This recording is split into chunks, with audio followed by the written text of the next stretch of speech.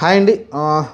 నరేంద్ర మోడీ గారి మన PM America పర్యటన అయితే జరుగుతూ ఉంది. అయితే దీనిలో మెయిన్ కీలకంగా నేను ఏదైతే టెక్సాస్లో జరిగిన సభకైతే హౌడీ మోడీ ఏదైతే ఉందో దాన్ని ఎక్స్ట్రాడినరీగా అక్కడ మెయిన్ హైలైట్ వచ్చేసి మోడీ స్పీచ్ అండి. హిందీలో మాట్లాడి ట్రాన్స్లేటర్ ట్రంప్ గారు కూడా వింటం చూసాం మనమైతే. ఓవరాల్గా అయితే అసలు స్పీచ్ ఎక్స్ట్రాడినరీగా స్పీచ్లెస్గా ఉందండి. ప్రతి విషయం అక్కడ అమెరికా గడ్డపైన నుంచొని ఇంత గట్టిగా మాట్లాడినాడు. ఇంతకుముందు ఎప్పుడు మనం ఏ పీఎంని చూడలేదు. అంత దమ్మున్న నాయకుడు. మనం ఎప్పుడూ మాట్లాడుతున్నాం, కొనియాడుతూనే ఉన్నాం మన నరేంద్ర మోడీ గురించి. చాలా దమ్మున్న నాయకుడు అనేది ఎప్పుడు చెప్పుకున్నాం. నిన్న కూడా అదే ప్రూవ్ అయింది. అలానే ఒక పక్కన ట్రంప్ నా మిత్రుడు, నా స్నేహితుడని ఆయన ఎంత పొగుడుతున్నాడు, నా బెస్ట్ ఫ్రెండ్ అని చెప్తున్నాడు. అలానే మోడీ గారు కూడా అదే చెప్పారు, నా ఆత్మీయ మిత్రుడు అనేది ఆయన చెప్పడం చూసాం.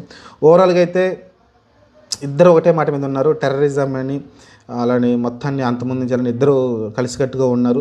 ట్రంప్ ఫస్ట్ దాన్ని ప్రకటిస్తే దాని తర్వాత మోడీ మాట్లాడుతూ కూడా ఖచ్చితంగా మేము కూడా దీనికి వ్యతిరేకంగా ఉన్నాం, అలానే మీతో పాటు అందరం కలిసి ఈ టెర్రరిజాన్ని అంతమొందిద్దామని అయితే చెప్తున్నాడు. అలానే ట్రంప్ ఇంకొక మాట అన్నాడు, బార్డర్ని మనం సెక్యూర్ చేసుకోవాలి. సెక్యూర్ ఏ దేశమైనా సరే బార్డర్ చాలా ఇంపార్టెంట్ ఉంటుంది. ఆ బార్డర్ని సెక్యూర్ చేసుకోవడంలో తప్పలేదు అనిపిస్తుంది. అంటే మనం బార్డర్ వచ్చే తెలిసిందే కదా, జమ్మూ కాశ్మీర్కి ఇబ్బందులు ఉన్నాయి. అలానే ఒక పక్కన చైనా తోటి ఇబ్బందులు ఉన్నాయి.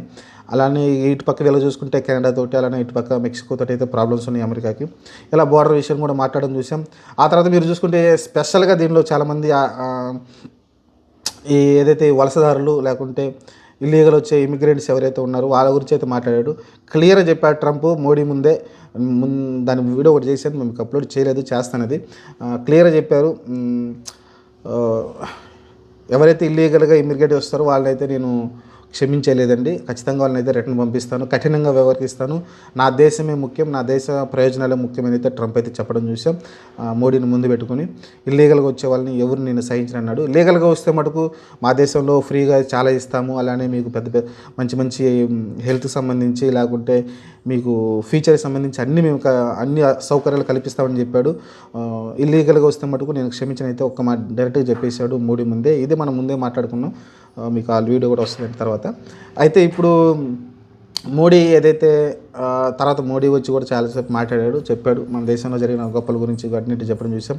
ఏదైతే ట్యాక్స్ కట్టారు ఆగస్టు డేట్ చెప్పారు ఆయన, 50 లక్షల మంది ఒకేసారి కట్టారంట, ఒకేసారి హైలైట్ అంటే అదే. మరి చూద్దాం, మరి అలా అయితే రకరకాలుగా అయితే మన దేశం గురించి గొప్పగా చెప్పుకుంటూ వచ్చారు. ఓవరాల్గా అయితే ఇంకా ఇప్పటికైనా అమెరికాలో ఉన్న ఎవరైతే ఇండియన్ లీగల్గా వెళ్ళి అంటే చట్టం ప్రకారం వెళ్ళి అక్కడికి వెళ్ళి సక్రమంగా వెళ్ళిన వాళ్ళు ఎలాంటి ఇబ్బందులు పడాల్సిన అవసరం లేదండి.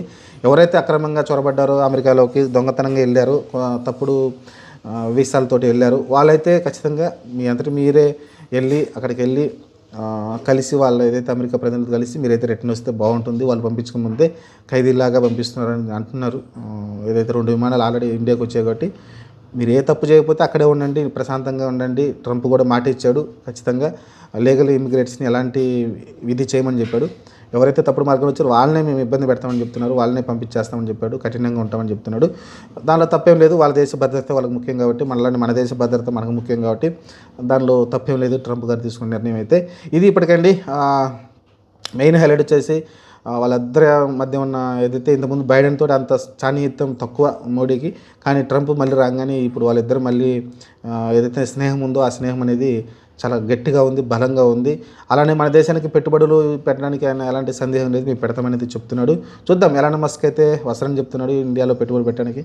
చూద్దాం మరి ఎలాన్ మస్క్ వస్తాడు, కానీ చూడాలి మరి. ఏ కొన్ని కండిషన్స్ ఉన్నాయి ఎలాన్ మస్క్ తోటి, మనకైతే ప్రాబ్లమ్స్ ఉన్నాయి.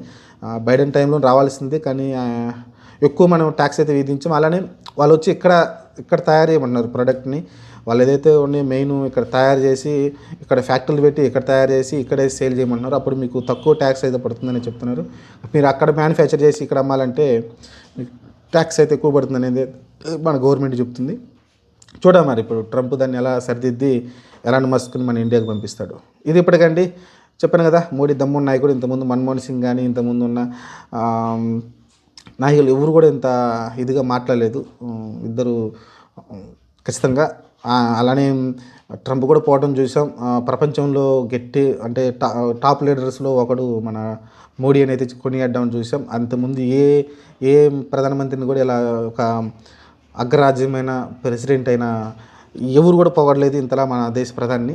ఫస్ట్ టైం మోడీని పొగడడం చూసాం. ఇది మరి చూద్దాం, మరి ఇంకా ఫ్యూచర్ చాలా డిసైడ్ చేస్తుంది. ఫ్యూచర్లో మరి ట్రంప్ ఇంకా ఉన్నంత కాలంలో మన దేశానికి ఎంతవరకు మెరుగవుతుంది, ఎంత మేలు జరుగుతుందో చూద్దాం.